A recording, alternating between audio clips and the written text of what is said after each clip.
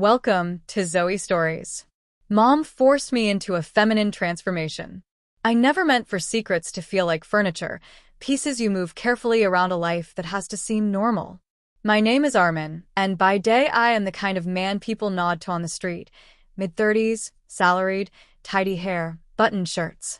I fix spreadsheets for a living and manage other people's chaos from 9 to 6. By night, in the space between the dishwasher hum and the last light in the hallway turning off, I become someone else, and that someone else is the only person I sometimes recognize without apology. I grew up in a house where masculinity came with rules and silence. My father taught me how to tie a tie before he taught me how to say, "I'm sorry." My mother taught me how to sew a button back on a shirt without asking questions. Those lessons were useful. They made me adaptable and precise. But there was always a sliver of private color I kept away from family photos, a love of soft fabrics, an attention to the bend of an eyebrow, an ache when I saw a scarf fall just right on someone's shoulder. It started as curiosity in my teens, borrowing my sister's lotions, practicing on her hairbrush when she wasn't home. Guilt arrived early, and it was a stern tutor. I learned to hide. Isabella came in like an overdue honest conversation. She laughs loud and treats my jokes like they're the funniest thing she's ever heard, and she knows how to press pause on an argument so we can breathe. She's a photographer, chaotic, fearless, and impossibly tender. Her world is film grain, late-night shoots, and strangers who become models for a day. She calls me Army with a drawl that makes my chest warm. To her, I am a man who cares about the right light, who can tolerate her chaotic schedule and the dust of props in our small apartment. With Isabella, I learned that someone could like two versions of you at once, the one you brought to brunch and the one who stayed up making a playlist at 2 a.m. But we had boundaries neither of us spelled out. Isabella assumed I had secrets. I assumed she had spaces where I was not invited. We both pretended that the most dangerous things about us were harmless quirks. In truth, my cross-dressing was a map to a territory I had never shown anyone. It was not always sexual.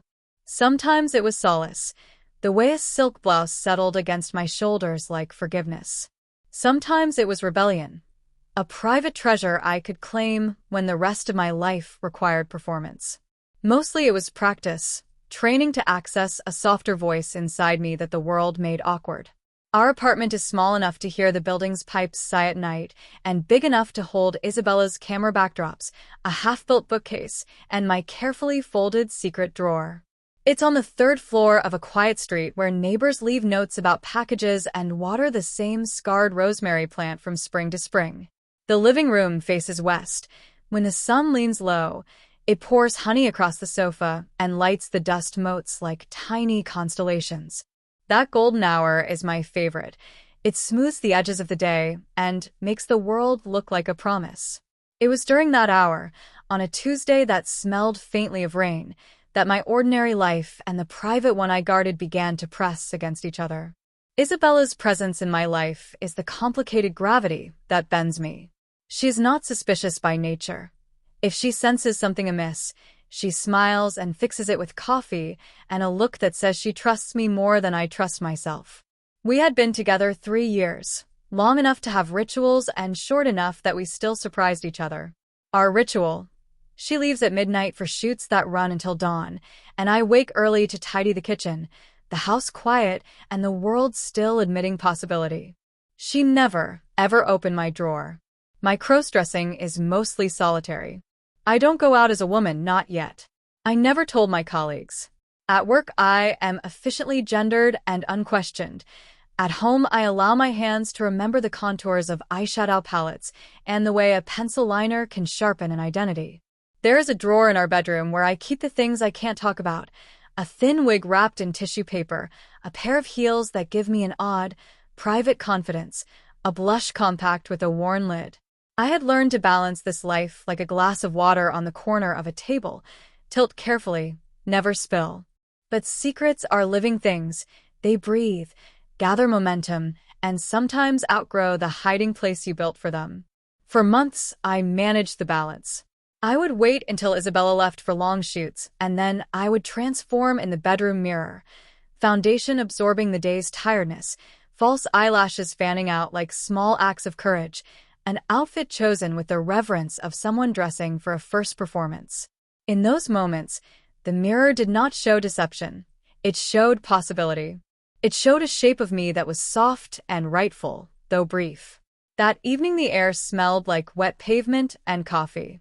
Isabella kissed my forehead and mouthed a quick, "Be careful," when she left for a shoot that would keep her until the early hours.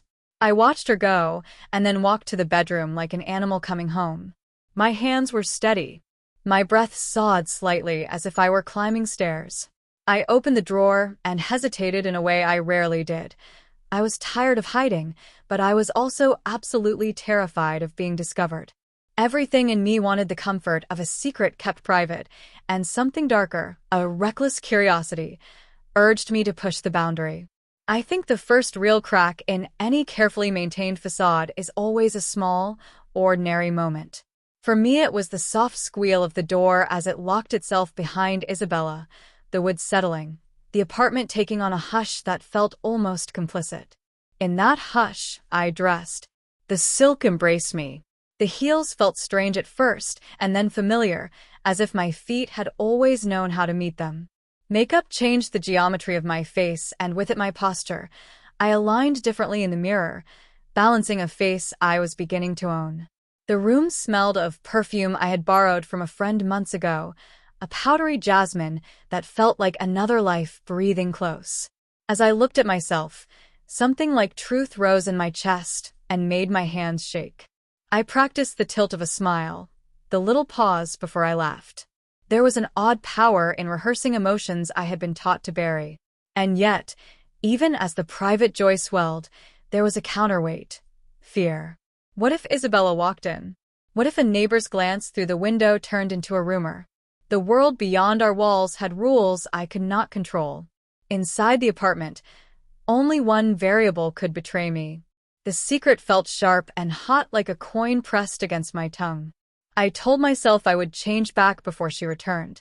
I told myself this was harmless, an hour of my hidden truth, and then I told myself other stories until the night folded around me like a promise. I had no idea then that the hush we both cherished would be interrupted. I didn't know that the thing I had kept private for so long would need a different kind of courage. Not the courage to step into a dress, but the courage to face the consequences of being seen. The first outline ends where a choice begins. I stand in the bedroom, perfume on my skin, shoes snug and foreign, a reflection in the mirror that is not an accusation but an invitation. The scene is set. The drawer is open. The night is still young. And somewhere in the building, or perhaps outside it, the small, ordinary motor of fate is about to turn. Morning light always felt like judgment. It sliced through the blinds, catching every hidden detail I tried to keep covered. The faint shimmer of glitter under my nails, a lipstick stain that refused to wash away completely. Every morning I promised myself never again, and every night I found myself breaking that promise. My secret had become a rhythm, a private ritual that began the moment Isabella's car disappeared down the street. I'd wait, count to 100, and only then breathe fully. That's when the second version of me came alive. The day after that dangerous night, the one with the photo, I should have stopped. Every rational part of me screamed to destroy everything, to erase any trace. But instead, I reorganized my drawer. I cleaned my makeup brushes. I folded the dress more carefully, pressing my hands against the soft material like it held something sacred. Fear hadn't stopped me. It had deepened the addiction. The transformation wasn't just about appearance anymore. It was about identity and control. When I dressed, I felt calm, deliberate. Every movement mattered. Foundation, even my heartbeat. Eyeliner steadied my breathing. The wig changed the shape of my shadow. There was a strange kind of power in it, not masculine, not feminine, something beyond both. I didn't yet have a name for who I became, only that I didn't want that person to disappear. But the more I embraced it, the more the danger grew. That morning, while Isabella showered, I sat in the kitchen pretending to scroll through emails. My phone buzzed with notifications I didn't want to read. One, however, made my stomach twist: Google Drive. One new upload complete. My fingers went cold. I clicked it open and felt the blood drain from my face. There it was. The image from last night. Me, in her dress, her heels, her lipstick, staring confidently into the camera. The photo had synced automatically. It was sitting in Isabella's shared folder, time-stamped, crystal clear. My entire body froze. For a second, I thought I'd pass out. Then instinct kicked in. I moved fast, opening the drive, deleting the image. But even after it vanished, panic remained. What if she saw it already? What if it had backed up elsewhere? I could barely breathe. "Everything okay, babe?" Isabella's voice called from the hallway. "Yeah," I said quickly, my voice cracking. "Just work stuff." She appeared in the doorway, towel wrapped around her, damp hair cascading over her shoulders. She gave me a curious look, half suspicious, half sleepy. "You look like you've seen a ghost." "Didn't sleep much," I muttered. Her smile softened. "You worry too much." If only she knew. She leaned down, kissed my forehead, and disappeared back into the bathroom. I sat there motionless, staring at the blank screen where my photo had been. My hands shook so violently, I nearly dropped my phone. That image was proof of who I really was and of what I'd done. If Isabella ever found it, everything would unravel. That day, at work, I couldn't concentrate. My coworkers' conversations blurred into meaningless noise. My mind kept replaying that one moment. Click, upload complete. The sound haunted me like a ticking clock. When I got home that evening, Isabella was editing photos on her laptop. I froze in the doorway, scanning her expression. She looked calm, focused even. Maybe she hadn't seen it. Maybe I got lucky. "Long day?" she asked, smiling faintly without looking up. "The longest," I replied, forcing a grin. She laughed softly. "You always say that." I kissed her on the top of her head and headed straight for the shower. The relief of hot water against my skin made me shiver. But it couldn't wash away the truth. My secret had crossed a line, and now it lived somewhere I couldn't control. When I closed my eyes, I saw the woman in the photo, poised, unafraid, alive. She wasn't just a disguise anymore. She was someone who wanted to exist. Someone I was starting to envy. That thought scared me more than being caught. It started small. A look held a second too long, a question that didn't sound like a question. Isabella was observant by profession. She noticed shifts in light, tone, color, and lately, she noticed them in me. "You're quiet lately," she said one evening, halfway through dinner. "Different, somehow." I shrugged. "Just tired. Work's been intense." She nodded but didn't look convinced. "You used to laugh more." I forced a chuckle, stabbing at my food. Guess I ran out of jokes. Her eyes softened, but they didn't let go of me. "Maybe you just ran out of space to be yourself," she murmured. The words hit harder than they should have. She had no idea how true they were. That night, while she edited photos in the living room, I lay in bed staring at the ceiling. My thoughts were tangled: guilt, longing, curiosity. The image I deleted from her drive still haunted me. It wasn't just the risk of exposure, it was what the photo represented. That woman, that version of me, looked happy. Genuinely happy, in a way I hadn't been in years. And once you've seen happiness with your own eyes, pretending not to crave it becomes impossible. 2 nights later, Isabella announced she had a new client, a long shoot that would keep her overnight. The moment she said it, my pulse quickened. I hated how automatic it was, how my mind instantly began counting the hours I'd have alone. She kissed me before leaving. "Don't wait up, Army." But I would. Just not as him. The second the sound of her car faded, I went to the bedroom. My hands trembled as I opened the drawer, like a sinner unlocking a confessional. The air inside smelled faintly of perfume and powdered makeup, my secret scent. Piece by piece, I rebuilt her. The version of me I both feared and adored. Foundation. Blush. Wig. Dress. Each layer stripped away another lie. When I looked in the mirror this time, something inside me shifted. My reflection didn't scare me anymore. It comforted me. The sharp edges of my anxiety softened as I studied the curve of my lips, the delicate slope of my shoulders. I smiled, a small, genuine, terrifying smile. And then I spoke out loud. "You're beautiful." The voice that answered wasn't mine. It was softer, lighter. I spent the next hour just existing, moving through the apartment as her, walking differently, sitting differently, practicing a name I'd once whispered years ago when no one was listening, Amira. That's what I called her, the woman in the mirror, the woman I became. Amira wasn't clumsy or anxious. She didn't apologize when she took up space. She didn't hide behind politeness. She was alive, confident, radiant. And as I twirled slowly in the dim light of our living room, I realized something dangerous. I didn't want to go back. The sound of a notification shattered the moment. My heart jumped. I froze, staring at Isabella's laptop still open on the desk. Automatic sync complete. 5 new files. My stomach turned to ice. I hadn't taken a photo. Not this time. But the camera I'd used before, the one I thought I'd powered off, was still plugged into the system. It had been recording. Hands shaking, I stumbled toward the desk, fumbling to stop the sync. A faint video preview flickered on the screen, me, in full transformation, spinning slowly, smiling like I'd just discovered light. I hit delete instantly. Then again, just to be sure. But the panic didn't fade. I unplugged the camera, shut the laptop, and backed away like it was a live bomb. I collapsed onto the couch, trembling. My secret wasn't safe anymore. Every time I tried to bury it, something forced it closer to the surface, as if the universe itself was tired of my lies. For a long time, I just sat there, staring at my reflection in the black TV screen. Amira looked back at me, calm and composed, while I shook uncontrollably.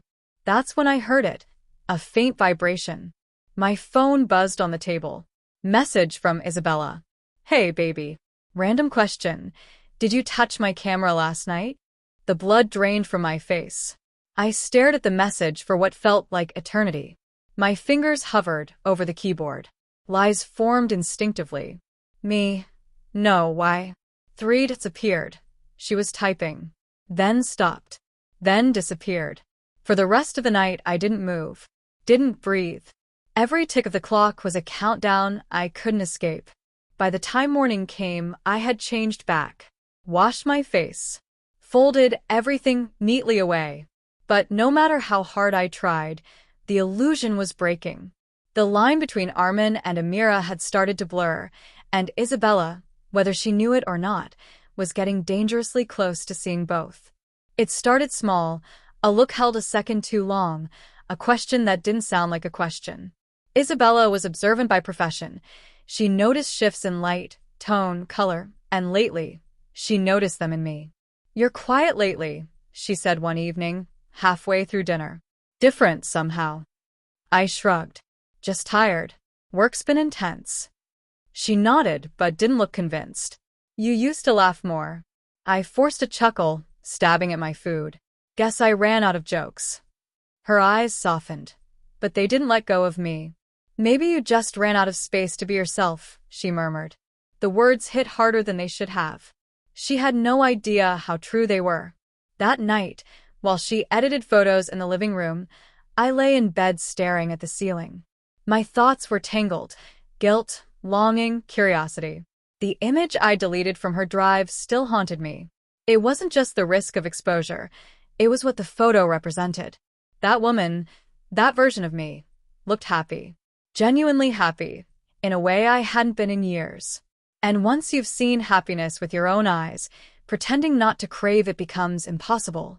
2 nights later, Isabella announced she had a new client, a long shoot that would keep her overnight. The moment she said it, my pulse quickened. I hated how automatic it was, how my mind instantly began counting the hours I'd have alone. She kissed me before leaving. "Don't wait up, Army." But I would. Just not as him. The second the sound of her car faded, I went to the bedroom. My hands trembled as I opened the drawer, like a sinner unlocking a confessional. The air inside smelled faintly of perfume and powdered makeup, my secret scent. Piece by piece, I rebuilt her. The version of me I both feared and adored. Foundation. Blush. Wig. Dress. Each layer stripped away another lie. When I looked in the mirror this time, something inside me shifted. My reflection didn't scare me anymore. It comforted me. The sharp edges of my anxiety softened as I studied the curve of my lips, the delicate slope of my shoulders. I smiled, a small, genuine, terrifying smile. And then I spoke out loud. "You're beautiful." The voice that answered wasn't mine. It was softer, lighter. I spent the next hour just existing, moving through the apartment as her, walking differently, sitting differently, practicing a name I'd once whispered years ago when no one was listening, Amira. That's what I called her, the woman in the mirror, the woman I became. Amira wasn't clumsy or anxious. She didn't apologize when she took up space. She didn't hide behind politeness. She was alive, confident, radiant. And as I twirled slowly in the dim light of our living room, I realized something dangerous. I didn't want to go back. The sound of a notification shattered the moment. My heart jumped. I froze, staring at Isabella's laptop still open on the desk. Automatic sync complete, 5 new files. My stomach turned to ice. I hadn't taken a photo. Not this time. But the camera I'd used before, the one I thought I'd powered off, was still plugged into the system. It had been recording. Hands shaking, I stumbled toward the desk, fumbling to stop the sync. A faint video preview flickered on the screen, me, in full transformation, spinning slowly, smiling like I'd just discovered light. I hit delete instantly. Then again, just to be sure. But the panic didn't fade. I unplugged the camera, shut the laptop, and backed away like it was a live bomb.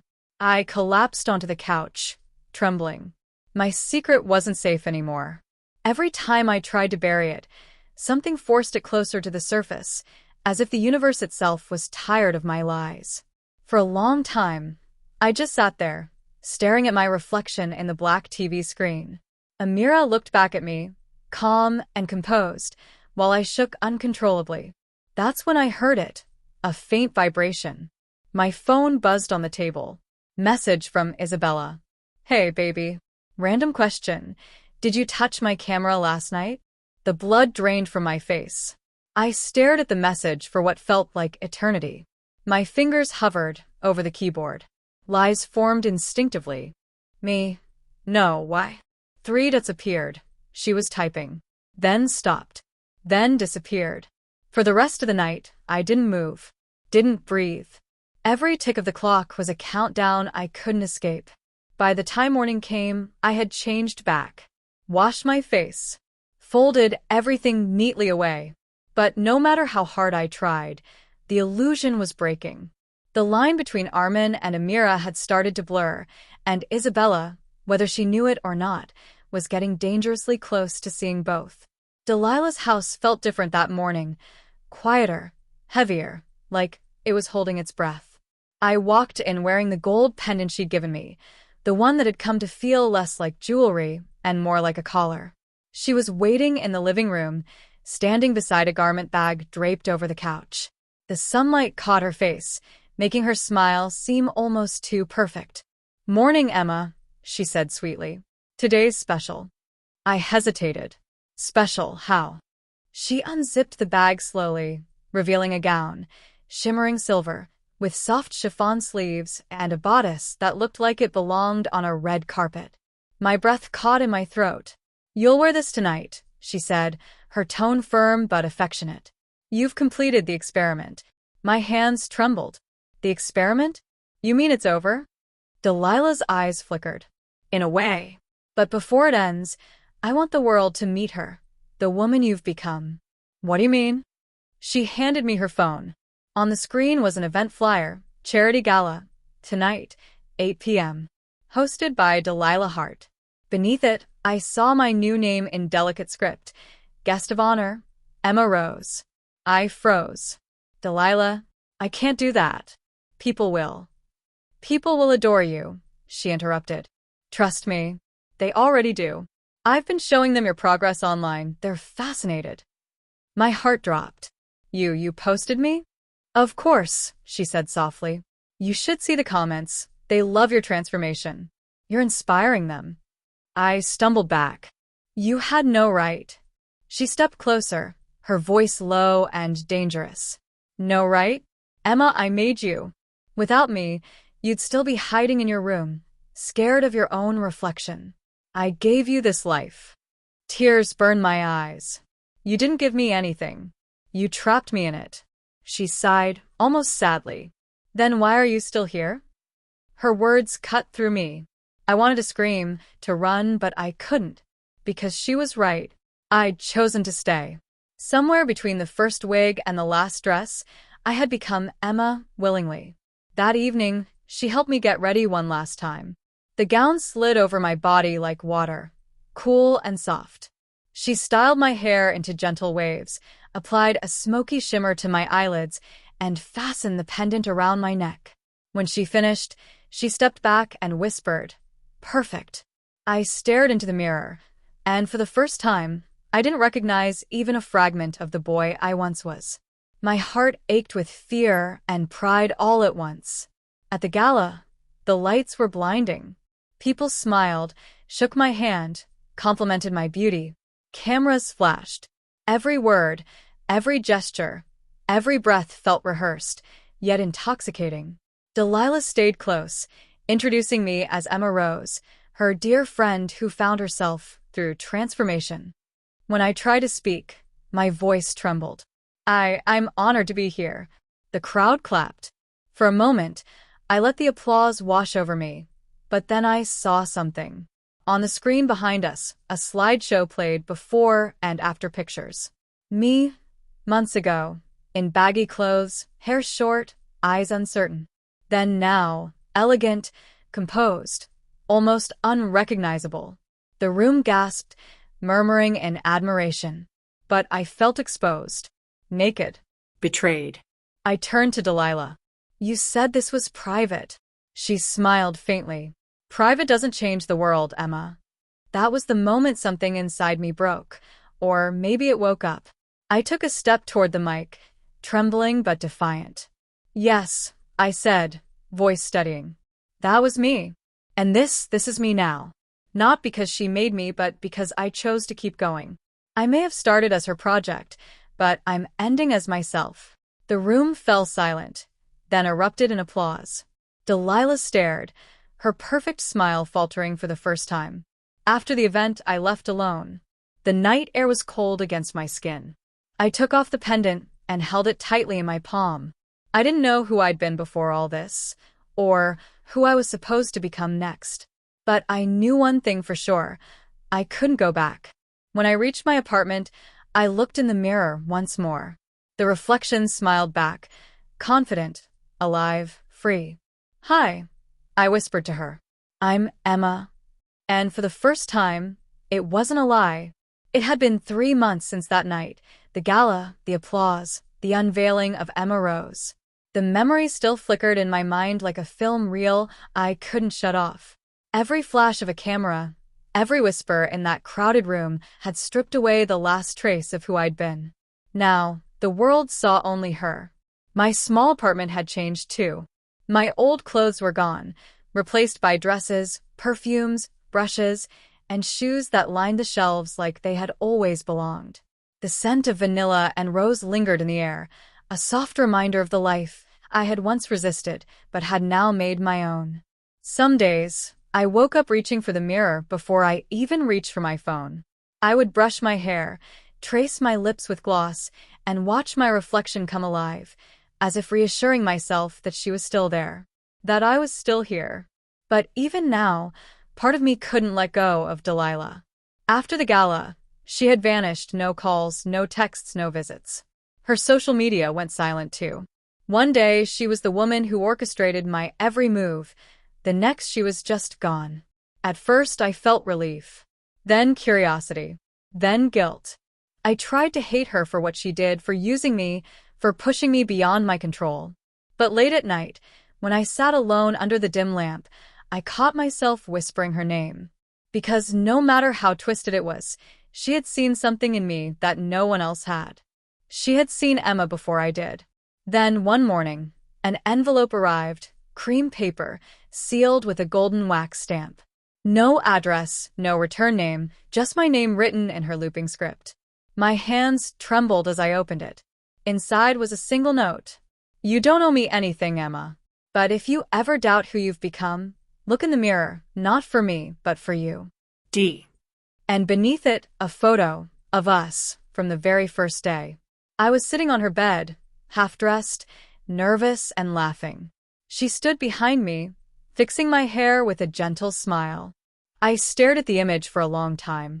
That day had been chaos, awkward and terrifying, yet the woman in that photo looked happy. Maybe because, for the first time, she was allowed to exist. That evening, I went out for a walk. The city felt different now, brighter, louder, alive. I passed a boutique window and paused, catching my reflection in the glass. The girl staring back wasn't pretending anymore. She wasn't performing. She was. Inside, the boutique owner waved. You look stunning, sweetheart. Are you a model? I laughed softly. No. Just someone learning to be herself. Later, as I walked home, I thought about what herself even meant. Was Emma a mask? A creation? Or was she the truth that had been hiding underneath the whole time? Maybe both. Back home, I placed the note from Delilah on my dresser beside the gold pendant she'd once made me wear. I didn't put it on, not tonight, but I didn't throw it away either. It had become part of my history, like a scar you stop hiding once you realize it tells your story better than your words ever could. I turned toward the mirror once more. My reflection met me halfway, eyes shimmering in the low light. Who are you? I whispered. The woman in the mirror smiled. Who do you want to be? And suddenly I knew. This wasn't the end of my transformation. It was the beginning of something bigger. The experiment was over, but the discovery had just begun. I sat down at my desk, opened my journal, and began to write the words that would become the first chapter of a new life. My name is Emma Rose. My mother forced me into a transformation I didn't understand, but in doing so, she gave me the courage to meet myself. The clock ticked softly in the background. Outside, the city hummed, alive, restless, beautiful. And somewhere, I imagined Delilah smiling, knowing that I had finally learned what she'd been trying to teach me all along. That the mirror never lies. It only waits for you to be ready to face it. They say the mirror shows truth, but truth isn't always kind. For months, I stared at that glass, praying to see the boy I once was. He never came back. Instead, she did, bit by bit, lipstick by lipstick, tear by tear. Sometimes I wonder if Mom knew this would happen, if Delilah's experiment was ever really about science at all. Maybe it was a test, to see how much of myself I'd hide before I finally admitted who I am. The world still sees me as a mystery. Some call me brave. Some call me broken. But the truth is simpler. I'm just someone who finally stopped running. Cut to slow-motion shots from earlier scenes. Emma laughing in the gown, crying in the bathroom, walking through the city lights. There are moments I replay in my head. The first time the lipstick touched my lips, the weight of the wig, the first heel that wobbled beneath me. Each one felt like a mistake until it didn't. Until the mistakes became memories and the fear became freedom. I used to think transformation was about changing what you see. But it's more than that. Transformation is the storm you survive while finding the courage to love what's left afterward. Music swells, a faint hum of wind. Delilah's gone now. Sometimes I still hear her voice when I pick up a brush or zip up a dress. Chin up, Emma, she'd whisper. They don't need to understand you, they just need to see you. She was right. Every comment under that video, the ones that laughed, the ones that cried, the ones that said, that could be me, they're all part of the story now. Because this isn't just mine anymore. It's ours. Camera pans across Emma's vanity, foundation bottles, scattered pearls, the golden pendant catching light. I don't know where this path leads. Maybe one day I'll wake up and choose jeans instead of silk. Maybe I won't. But whatever I wear, whoever I become, it'll be because I chose it. Not fear. Not control.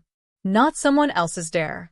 And if you're watching this, If you've ever looked in the mirror and seen a stranger staring back, listen closely. You're not lost. You're becoming.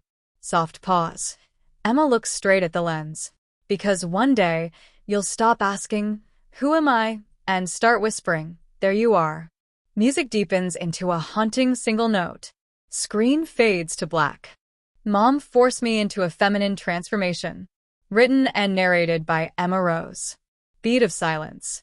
Tell me, if you were me, would you keep the mirror? Or would you finally turn away? The first thing I noticed that morning was silence. The kind that isn't peaceful, just heavy. The kind that presses against your ears until you start to hear your own heartbeat. Mom's house used to be my safe place.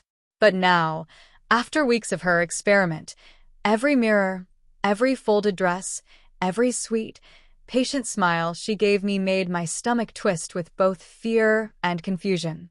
The transformation was supposed to be temporary. That's what she'd said. Just a few weeks. A psychological study on identity and confidence. But somewhere along the way, she stopped taking notes and started taking control. That morning, I stood in front of her vanity again. My reflection stared back, soft features, neat brows, lips tinted rose. My hair had grown enough to brush my shoulders now, and the clothes I wore, tight jeans, a fitted pink blouse, weren't borrowed anymore. They were mine. The real me, the one who still remembered his old voice, his old clothes, was fading. "Good morning, sweetheart." Mom's voice floated from the hallway. Sweet, melodic, careful. Always careful. "Did you sleep well?" I nodded without turning. Yeah. "I guess." She said, stepping in. "You guess?" I caught her reflection in the mirror, impeccable as always. Hair pinned, pearl earrings glinting, lips crimson. She placed a steaming mug beside me, her perfume filling the air. "Drink up. You've got a long day ahead." I frowned. "Another photo shoot?" She smiled. "Not exactly. Something more important." Her tone made my stomach clench. I turned. "Mom, I thought we were done. I did everything you asked. The makeup, the clothes." She tilted her head, that same unsettling calmness in her eyes. Done? "Oh, darling, you're far from done. Don't you see? This is working. You're calmer now. Softer. More in touch with yourself. More in touch." I snapped. "You made me into someone else." Her eyes didn't flinch. "Into who you were meant to be." The words froze me. For a second, I couldn't breathe. She reached out, brushing a strand of hair from my face, her touch gentle but possessive. "You used to hide from your reflection," she whispered. "Now you look at it every morning. That's not control. That's acceptance." I stepped back. "You don't get to decide who I am." She sighed, almost disappointed. "And yet, every time I give you a choice, you choose her." That hit like a punch. Because she wasn't wrong. Every morning, I told myself I'd go back, wipe off the makeup, throw away the dresses, shave off the soft edges she'd created. But each time I saw the girl in the mirror, I hesitated. There was power in her smile, confidence, Beauty. everything I'd never dared to claim before. And Mom knew it. She turned toward the window, voice soft. "I've invited someone over today. Someone who needs to see you." My stomach twisted. Who? Before she could answer, the sound of a car door slammed outside. I peeked through the curtain and froze. It was Isabella, my girlfriend. No. No, no, no. I turned to Mom, panic rising. "Why would you?" "She deserves to see the real you," Mom interrupted calmly. "Don't you think?" "The real me?" My voice cracked. "You think this experiment is real?" Mom smiled faintly, setting her teacup down. "She'll understand. If she loves you, she'll see what I see." The front doorbell rang. The sound tore through me like thunder. I looked down at myself, painted nails, glossed lips, long lashes, and I wanted to vanish. I stumbled toward the stairs, heart racing. "Mom, please. Let me change." But she blocked the hallway with a single movement. No. "You'll greet her like this." Tears pricked my eyes. "Please, don't do this." Her gaze softened, but her stance didn't. I'm not punishing you, sweetheart. I'm freeing you. Another ring. Louder this time. Mom's hand brushed my shoulder. Go on. She's waiting. For a heartbeat, I stood frozen. Then my legs moved on their own. Down the hall. Toward the door. Each step echoed through the house. When I reached the doorknob, my hand was trembling. I could see my reflection in the glass, every trace of my transformation staring back at me. The blush, the earrings, the delicate neckline. The doorbell rang again. I opened it. Isabella stood there, her mouth falling open. Her eyes scanned me from head to toe, confusion, disbelief, then shock. Oh my God, she whispered. What happened to you? I tried to speak, but the words wouldn't come. My throat was tight. My pulse hammered in my ears. Behind me, Mom's voice floated in, serene, composed. Come in, dear. We were just about to have lunch. Isabella stepped inside slowly, eyes darting between us. What's going on here? Mom smiled. Just a little evolution. I could feel Isabella's gaze burning into me, searching for an explanation I didn't have. Tell me this isn't what it looks like, she said softly. I wanted to, God, I wanted to. But when I looked at her, and then at Mom, I realized the cruelest truth of all. It was exactly what it looked like. And somehow, a part of me didn't want to deny it anymore. The air between us crackled with unease. Isabella stood frozen in the doorway, her face pale, her eyes darting from me to Mom like she'd just walked into a nightmare. Tell me this is some kind of joke, she said finally, her voice trembling. Please tell me you're just experimenting, or… I told you, Mom interrupted, pouring herself tea as if nothing were wrong. It's an experiment, but one that's changed more than I imagined. Mom, stop, I said sharply. You can't talk about me like I'm some project. But she ignored me, eyes fixed on Isabella. He's been hiding himself for years, dear. I just helped him stop pretending. Isabella's jaw clenched. By dressing him like this? By turning him into who he really is, Mom said coolly. Her words hung in the air like smoke. Isabella turned to me, eyes pleading. Tell me she's wrong. Tell me this isn't what you want. I opened my mouth, but no sound came. Because what did I want? To scream that I was still me? To say I hated what Mom had done? Or to admit the truth, the one that made my chest ache with both shame and longing? I couldn't say it. Not to her. Not yet. Isabella's lip trembled. I don't understand, Ryan. Why didn't you tell me? Mom's voice sliced in, sharp and soft all at once. Because he was ashamed. Because society taught him that wanting softness is weakness. That being seen as feminine makes him less. Mom, please. I snapped, tears burning my eyes. You don't get to use psychology as an excuse for ruining my life. She set her teacup down gently. I didn't ruin your life, sweetheart. I saved it. Isabella's breathing quickened. This is insane. You've been manipulating him, feeding him lies. Have I? Mom's tone never wavered. Or did I simply give him the freedom to see who he's always been? Freedom? Isabella laughed bitterly. He looks terrified. I wanted to argue, but my reflection in the hallway mirror betrayed me. Flushed cheeks, shaking hands, mascara smudged from tears. Isabella took a step closer. Ryan, take off the makeup. Please. Let's go home. We can talk about this away from her. Her hand reached for mine, trembling. But before I could move, Mom's voice came again, low, deliberate.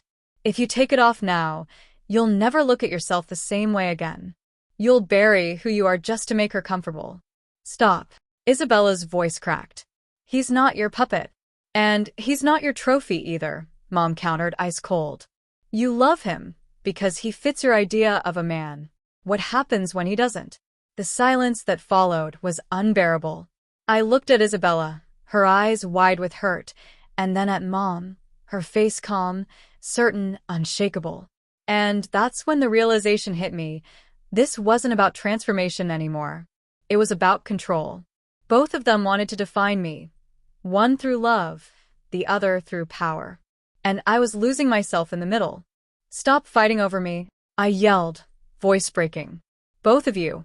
Just stop. They froze. I took a shaky breath. You want to know who I am? I don't even know anymore. You call this freedom, Mom, but it feels like a cage. And, Isabella, I turned to her. I wanted to tell you. I really did. But I didn't know how. Her tears spilled over. You think this is something you can just hide? You think I wouldn't notice the way you started pulling away, the way you'd flinch every time I touched your hair? I swallowed hard. I was scared. I thought if you saw me like this, you'd never look at me the same again. She stepped closer, her voice cracking. And now I don't know if I even can. Her words cut deep. Mom, unfazed, stood and placed a hand on my shoulder. She doesn't deserve to define you, darling. Not after everything you've endured. I shrugged her off. Stop pretending this was about helping me. You just wanted control. Her expression faltered for the first time. No. I wanted peace for both of us. I blinked. Peace. She nodded, eyes glistening now. You don't remember your father, but I do. He hated anything different. He would have destroyed you for this. I couldn't let that happen. I made sure you'd never have to be afraid of being soft. The confession hit me like a wave. All this time, I'd thought it was manipulation. Maybe it still was. But beneath it, there was fear. Desperation. A mother's twisted attempt to protect her child from a cruel world. I stumbled back, dizzy. You did all this because of him? She nodded silently. Isabella's hand fell from mine. Her voice was barely a whisper. You mean you did this to stop him from becoming his father? Mom's lips trembled. To save him from it. For the first time, she looked small, human. But that didn't erase the damage. Tears blurred my vision as I whispered, You didn't save me, Mom. You just replaced one prison with another. The words broke her. She turned away, clutching her chest, eyes wet. Isabella's gaze softened, her anger fading into sorrow. And in that quiet, trembling moment, I realized something terrifying. No one in that room was innocent. We were all broken pieces of the same lie, staring at the reflection of what we'd done. The silence in the room was deafening after that. Delilah's hand trembled as she set down the brush, her reflection in the mirror pale and uncertain. Emma's lips quivered, eyes wide and glassy. Neither spoke, afraid that words might shatter whatever fragile peace was left between them. Then, from the doorway, came the sharp sound of heels clicking. Mom, Emma whispered. Her mother stepped inside, dressed immaculately in a crimson dress that matched the lipstick Emma was wearing. The resemblance was uncanny and horrifying. For a heartbeat, Emma thought she was staring into her own future. I see you've both been busy, her mother said coldly, scanning the vanity cluttered with makeup. Delilah, care to explain why my experiment has gone so far? Delilah froze. Ma'am, But Emma cut in, voice trembling. It's not her fault. It's mine. I wanted to. I didn't stop her. I kept going. Her mother's eyes flickered, studying her son's, no, her daughter's, face. The contouring, the soft curls, the delicate blouse that hugged a shape too graceful to deny. She sighed, part anger, part awe. So, she said finally, you like it? Emma didn't answer. Her chest rose and fell, the silence saying everything words couldn't. Her mother crossed the room slowly, the air around her sharp as perfume. Do you have any idea what you've done? You've destroyed months of data. Do you even know what this means for my research? Delilah flinched. He's not just data anymore, she said quietly. The mother's gaze cut to her. You forget your place, Miss Cole. But Delilah didn't back down this time. You forget yours. You made your own child a test subject. A heavy pause followed, filled with the faint hum of the vanity lights. Emma looked from one to the other, scientist and assistant, mother and mentor, and realized something. He wasn't part of an experiment anymore. He was the experiment itself. Stop, Emma said suddenly, standing up. The wig nearly slipped, but she caught it. I'm done being your project. Both of you. Her mother turned sharply. Sit down. No. It was one word, but it echoed like a gunshot. I don't care if it started as your research, Emma continued, voice trembling but firm. You turned me into this, into her, and now you want me to just pretend it never happened? I can't. I won't. Her mother's jaw tightened. You're confused, Ethan. Don't call me that, Emma shouted, tears spilling down her cheeks. I'm not him anymore. The words hung in the air, electric and irreversible. Her mother's face hardened, but there was a flicker. Fear, maybe, or regret. She stepped closer, almost whispering. Then who are you? Emma's hands shook. The answer was there, heavy on her tongue, but still too raw to speak. Delilah moved closer, gently placing a hand on her shoulder. She's Emma, Delilah said softly. And she's not confused. For the first time, Emma didn't flinch. She met her mother's gaze head-on, tears still glimmering under the light. Her mother's breath hitched. For a moment, the fierce scientist faded, leaving behind something fragile, a woman who didn't recognize her own child. Then, almost imperceptibly, she whispered, You look beautiful. Emma's breath caught. It was barely a compliment, more like a confession. But it cracked something open inside her. Mom. The older woman turned away quickly, pretending to busy herself with papers on the desk. You'll ruin your life if you go through with this, she said, voice unsteady. The world won't understand. Then let it misunderstand me, Emma whispered. At least I'll finally understand myself. Delilah squeezed her hand gently. The lights flickered. Thunder rolled in the distance. The air felt charged, like something immense was shifting. Her mother looked back one last time, her expression unreadable. Then, I suppose the experiment is complete. She left without another word, the sound of her heels fading into the storm. Emma stood there for a long moment, every breath shaking. Delilah turned her gently toward the mirror. The reflection staring back wasn't Ethan pretending anymore. It was Emma, tear-streaked, terrified, radiant. Delilah smiled faintly. There you are. Emma exhaled, almost laughing through her tears. Yeah, she whispered. Here I am. And for the first time, the words didn't feel like a lie. Rain poured down in silver sheets as Emma stepped outside. The storm had rolled in fast, drenching the driveway and darkening the sky. She clutched her jacket tighter, heart pounding with every echo of thunder. Behind her, the house glowed faintly through the windows, her mother's silhouette pacing in the study, the past fading behind glass. Delilah followed, umbrella in hand. You sure you're ready? She asked gently. Emma's breath trembled.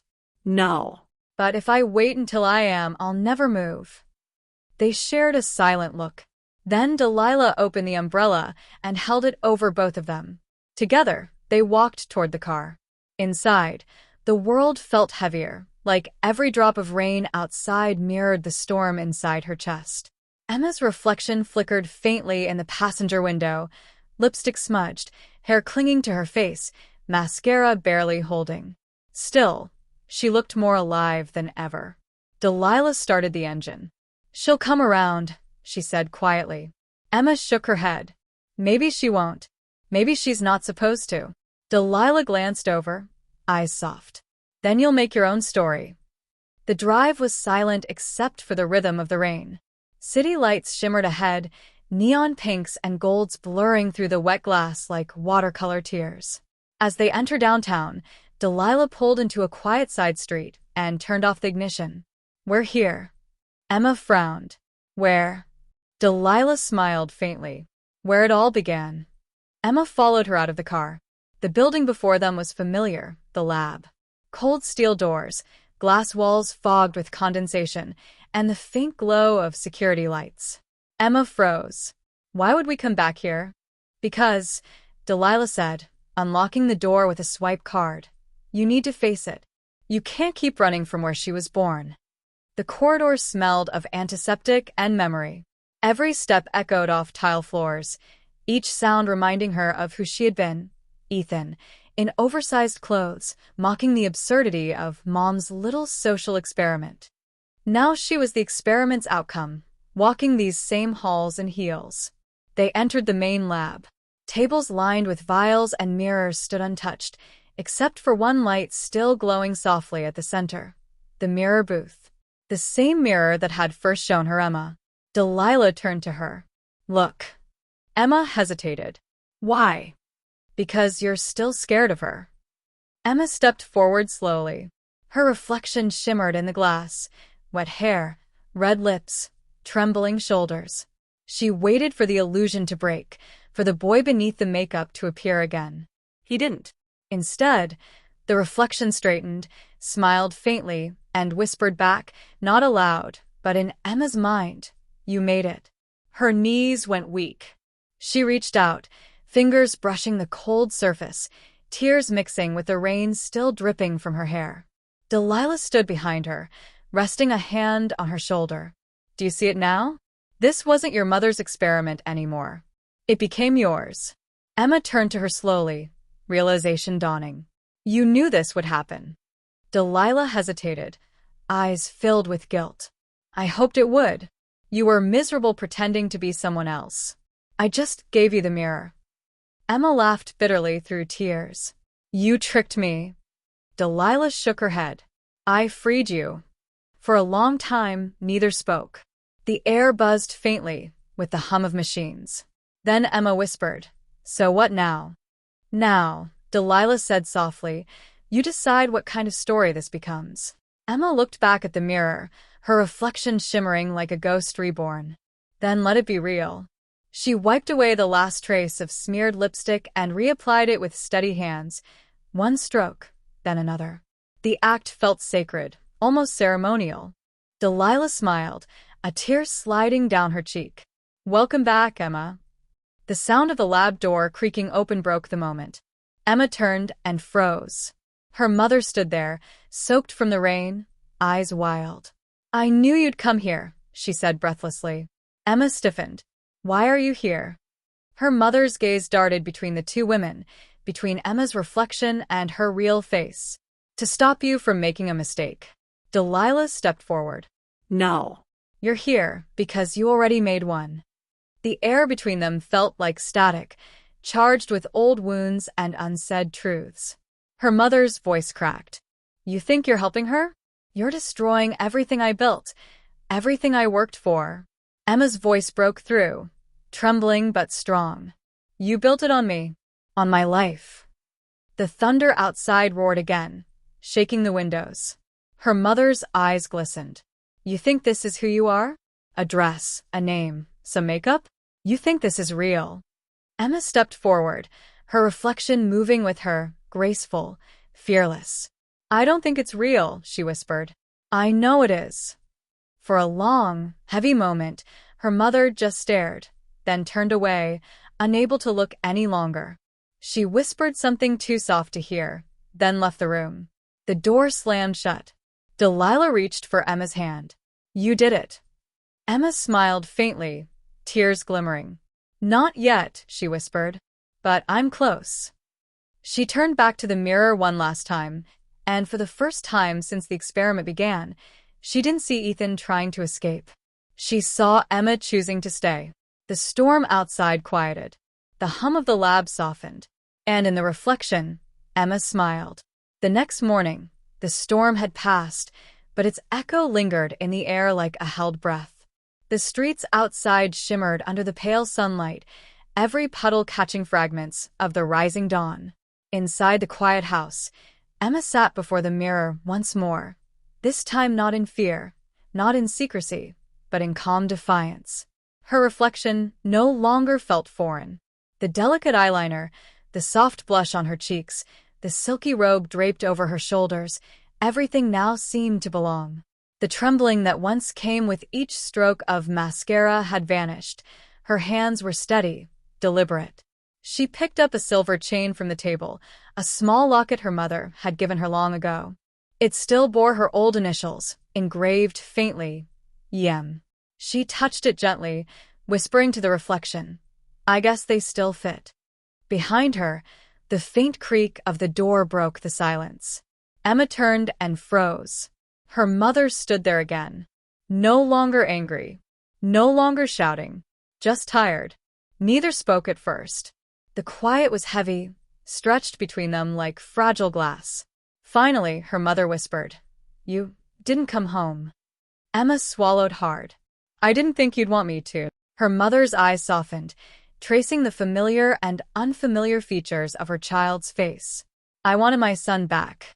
Emma met her gaze in the mirror. "You never lost him. He just became someone else." A long silence followed, broken only by the faint hum of the morning wind. Her mother stepped closer, her reflection appearing beside Emma's. The contrast was stark, one face lined with regret, the other illuminated by quiet strength. "You look beautiful," her mother said finally. It wasn't praise. It wasn't surrender. It was a truth she could no longer deny. Emma's throat tightened. "Then let me be her." Her mother looked down, tears welling up. "I was scared." Of what people would say. "Of losing you." "You didn't lose me," Emma said softly. "You just never saw me." Her mother's trembling hand reached forward, hesitating, then resting gently on Emma's shoulder. The touch was unsure, but it was there. It was enough. A tear slid down Emma's cheek, and she smiled faintly. "So, what happens now?" Her mother took a shaky breath. "I don't know, but maybe we start over." Emma turned to face her fully. For the first time, they stood eye to eye, not as mother and son, not as creator and experiment, but as two people finally seeing each other. Then Delilah appeared at the doorway, watching quietly. Her eyes met Emma's, and a knowing smile crossed her face. "You did it," she said softly. "You made peace." Emma exhaled, her heart heavy but light all at once. "No," she said with a quiet laugh. "I just stopped running." Delilah stepped forward, hugging her gently. "Then that's enough." Her mother watched the two women, hesitant, uncertain, but for the first time, she didn't pull away. The three stood there, bound by the same fragile truth. Transformation wasn't just about what changed on the outside. It was what had survived inside, the courage, the forgiveness, the choice. Later that evening, Emma stood by the window, gazing at the fading light. The city stretched before her, endless and alive, and for the first time in years, she didn't feel like a shadow inside her own life. Her reflection in the glass smiled faintly back at her, not as someone pretending, not as someone hiding, but as herself. A message buzzed on her phone. It was from Delilah. "You ready for tomorrow?" Emma's lips curved into a soft grin. "Yeah." "For once, I think I am." Tomorrow wasn't a return to the past. It was the start of something new, something that no experiment, no fear, and no shame could undo. As the night deepened, Emma picked up the locket again, holding it against her heart. The initials glimmered faintly in the moonlight. Yem, a symbol of everything she had been and everything she was becoming. She whispered, "Emma Monroe," claiming the name fully, as if it had always been waiting for her. Downstairs, her mother's voice called softly, "Dinner's ready." Emma smiled to herself, wiping away a single tear. She took one last look at the mirror, the reflection smiling back without hesitation, then turned away and walked out of the room, heels clicking softly against the floor. The screen fades to black. A single line appears. "Sometimes, what they call an experiment is just the beginning of who you really are." The dinner table was quiet, almost too quiet. Steam rose from the plates, the clinking of cutlery echoing in the silence.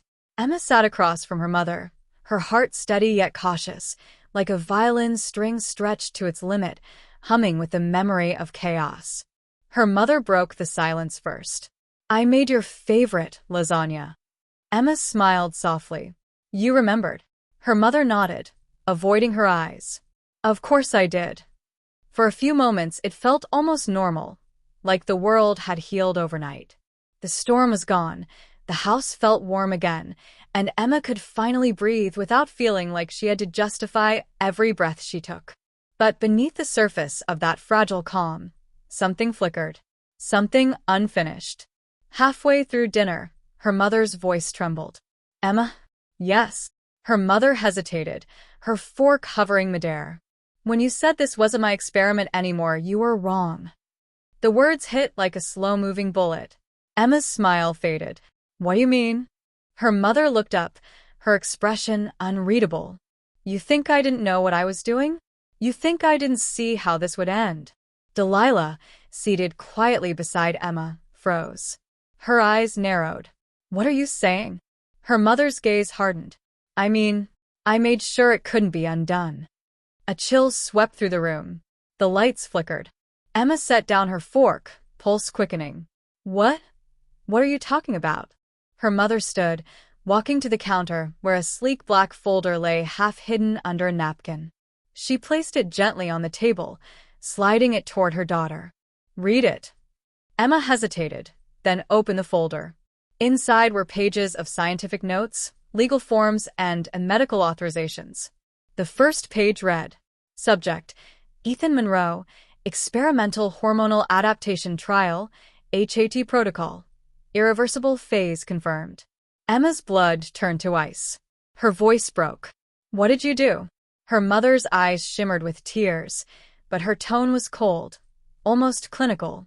You wanted to live as Emma. I made sure Emma would live permanently.